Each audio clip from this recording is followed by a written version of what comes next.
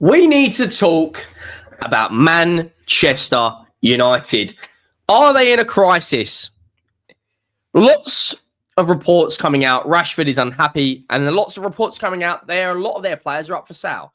We haven't spoken about United in a long, long time. They've been very up and down. The results have been poor this season.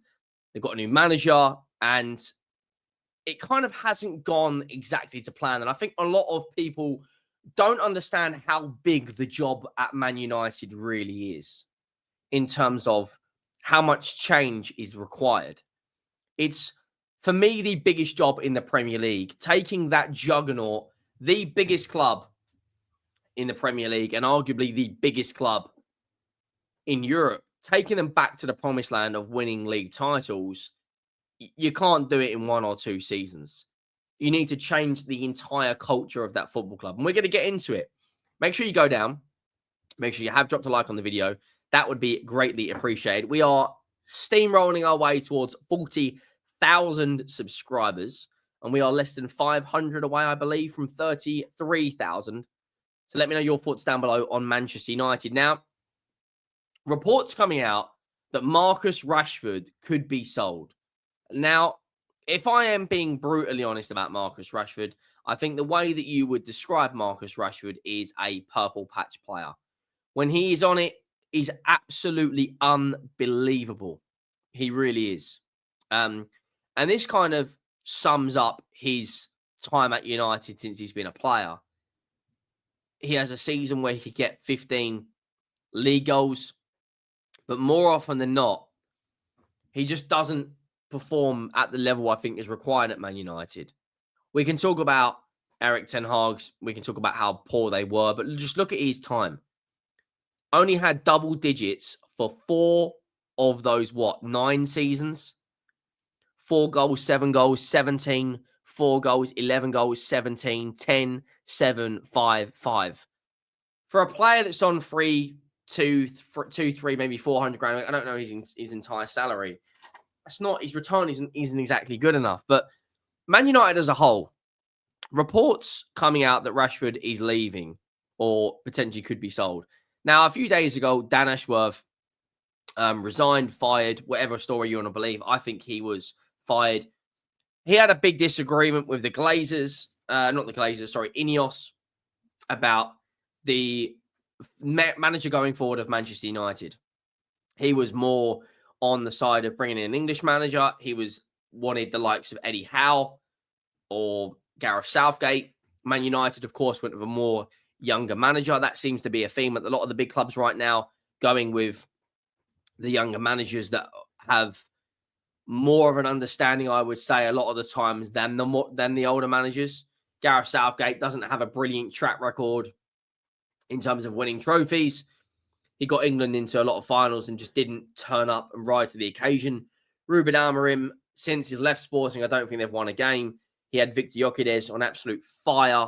He dethroned the Benfica and Porto dominance with Sporting. He won them with a lot, 2 or 3 league titles, I think, off the top of my head. But Dan Ashworth, I think, in terms of wanting a manager like Gareth Southgate, I think the reason behind it is because Gareth Southgate does have a track record for steadying the ship. You're never going to win a league title under Gareth Southgate. I think it was just kind of to steady the ship. But you look at Man United's, they've spent a lot of money in the last 10 years.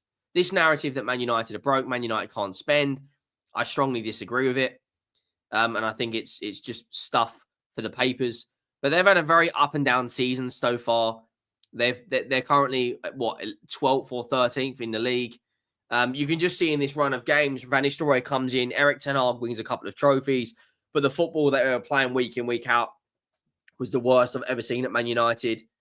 And just like Louis van Gaal and Mourinho, who also won trophies at Man United, at the end of the day, league position is the most important thing alongside silverware for them, and they were just not performing. Under Ten Hag, he got the sack. They beat Everton 4-0, but they also drew to Ipswich. They drew against Chelsea just before that. The last 2 results have been back-to-back defeats, but they have actually got a run of games which I think when you look at these next 10 games, it is not easy. Newcastle United, Bournemouth away, Wolves away are fighting for their lives. A cup game against my team Spurs, which it depends which Tottenham team turn up. We're also in a bit of a crisis. Liverpool away and Arsenal away in January for the league and FA Cup is two incredibly tough places to go. But what I want to say is, in my kind of message to Manchester United fans is, you have got to be patient here. Man United they need an entire cultural change at Man United. You're bringing in new owners who are trying to bring footballing people to make footballing decisions at the top. A lot of those players in that football club need to be moved on. The Harry Maguires, the Luke Shaws, the Antonys, the Johnny Evanses. And yes, they cleared out a lot of deadwood in the summer. Wan-Bissaka joined West Ham. Scott McTominay joined Man United. Martial left on a free. But there's a few things that Ruben Amorim has got on a tough job on his hands. They've got some good centre-backs in Lenny Yoro. I think is going to be a very good centre-back in a few years. And De Ligt. Dallo looks really good, or Diallo, who can play as a wing-back in this system, I believe, or as a winger. Dallo's good. Mainu, Bruno. But they need, for me, they're probably, I would say, 8 or 9 players away from really challenging for league titles. You need to change the culture. You need the manager to have time to get across his play style and his methods. It's an absolutely massive job. It really, really is. I look at Man United as the biggest club in the country, and being in title races is kind of what Man United fans expected in the first 20 years of the Premier League. You got to 2012 and then it all changed when Alex Ferguson left, and they haven't really been in a title race properly since. Like, don't get me wrong, they finished second under Ollie and they finished second under Jose, but they weren't really ever in the title race. Ruben Amorim, I think if he beats Victoria Plzen tomorrow night in the Europa League, I think we will be sitting here with Man United in a very good position in the Europa League. They haven't lost a game in the Europa League in the last 5. He's going to need time to get across his brand of football. But there's been a lot of talks about, are they in a crisis? I don't think they are in a crisis. I just think people need to understand where Man United are at right now. And I think you look at the job that Erik ten Hag did. Yes, he won an FA Cup and a League Cup. They had their lowest ever Premier League finish under him. We're talking about a side that have won 13 league titles. To currently be 13th in the Premier League after 15 games, I think is unacceptable. But at the same time, Manchester United are not what they used to be. And to get back to where they used to be, it's going to take time. It's going to be a painful rebuild. Their squad is not as good as people think it is. And they are at a position where you win a handful of games, all of a sudden, they are only 6 or 8 points off of top 4. That's not a huge gap. Just like Spurs are only 7 points off. But you look at both Spurs and Man United's recent form, it's not great. Now, Man United, for me, I think will finish in the top 8.